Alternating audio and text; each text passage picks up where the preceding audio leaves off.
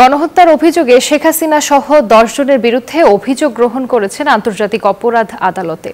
বুধবার আন্তর্জাতিক অপরাধ ট্রাইব্যুনালে তদন্ত সংস্থায় এই অভিযোগ দায়ের করেন নিহত নবম শ্রেণীর ছাত্র আরিফ আহমেদ সিয়ামের বাবা বুলবুল কবির। আবেদনে সাবেক প্রধানমন্ত্রী শেখ হাসিনা ছাড়াও সাবেক সেতুমন্ত্রী ওবায়দুল কাদের, সাবেক স্বরাষ্ট্রমন্ত্রী আসাদুজ্জামান খান কামাল, সাবেক ডাক ও টেলিযোগাযোগ প্রতিমন্ত্রী জুনায়েদ আহমেদ পলক, সাবেক তথ্য প্রতিমন্ত্রী মোহাম্মদ আলী আরাফাত, সাবেক আইজিপি আব্দুল্লাহ আল মামুন, সাবেক ডিবি প্রধান হারুনুর রশিদ, সাবেক ডিএমপি কমিশনার হাবিবুর রহমান, র্যাবের সাবেক মহাপরিচালক হারুনুর রশিদ ও সংগঠন হিসেবে আওয়ামী লীগকে আসামি করা হয়েছে। সাবেক প্রধানমন্ত্রী শেখ হাসিনা, সাবেক মন্ত্রী পরিষদের কয়েকজন সদস্য যাদের বক্তব্য সমস্ত পত্রিকা এবং প্রিন্ট মিডিয়া এবং ইলেকট্রনিক মিডিয়াতে এসছে, যাদের ইনস্টিগেটিং বক্তব্যের কারণে পুলিশের অসাধু কিছু সদস্য, র্যাবের কিছু সদস্যরা রাস্তায় নির্মমভাবে আমাদের ছোট ছোট বাচ্চাদেরকে গুলি করে হত্যা করেছে। এটা গণহত্যা হয়েছে। এটা কোনো আইসোলেটেড ক্রাইম না যে এটা 302-তে একটা থানায় বা কোর্টে মামলা হবে। এটা হলো একটা সিস্টেম ক্রাইম। এটা একটা পরিকল্পিতভাবে একটা জনগোষ্ঠীকে অথবা একটা গ্রুপকে সম্পূর্ণভাবে অথবা আংশিকভাবে ডিস্ট্রয় করার উদ্দেশ্যে তাদেরকে ফিজিক্যালি হার্ম করা হয়েছে, মেন্টালি হার্ম করা হয়েছে। খামেরা তো দাগ হয় কিভাবে? এই যে ভাবি, দাগও যাবে রাগও যাবে। নিন চাকা সুপার হোয়াইট।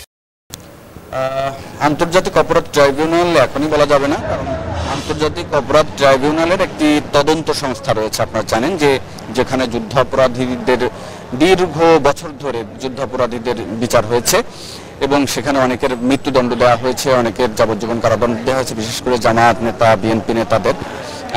তো সব মিলিয়ে আজকে যে ঘটনাটি হয়েছে যে গত 5 আগস্ট বা তার আগে থেকে কোটা সংস্কার আন্দোলন, এরপর বৈষম্য বিরোধী আন্দোলনের ঘটনাকে কেন্দ্র করে সারা দেশে যে হত্যাকাণ্ড, বিশেষ করে আইনশৃঙ্খলা বাহিনীর গুলিতে যারা নিহত হয়েছেন, সেই ঘটনার তদন্ত এবং এই ঘটনার যারা নির্দেশদাতা, বিশেষ করে দল হিসেবে আওয়ামী লীগ এবং আওয়ামী লীগের বা সাবেক প্রধানমন্ত্রী শেখ হাসিনা সহ তার মন্ত্রী পরিষদ এবং সাবেক আইজিপি এবং ডিবি প্রধান হারুন সহ এরকম 10 জনের বিরুদ্ধে তাদের বিচারের দাবিতে একটি অভিযোগ দিয়েছেন। সুপ্রিম কোর্টের আইনজীবীরা এই অভিযোগের জন্য যে অভিযোগকারী ব্যক্তি তিনি হচ্ছেন যে নবম শ্রেণীর একজন শিক্ষার্থী, তার বাবা নবম শ্রেণীর শিক্ষার্থী হত্যাকাণ্ডের ঘটনায় তার বাবা মূলত আইনজীবীদের সহযোগিতা নিয়ে আন্তর্জাতিক অপরাধ ট্রাইব্যুনালের তদন্ত সংস্থার কাছে অভিযোগটি নিয়ে গেছিলেন।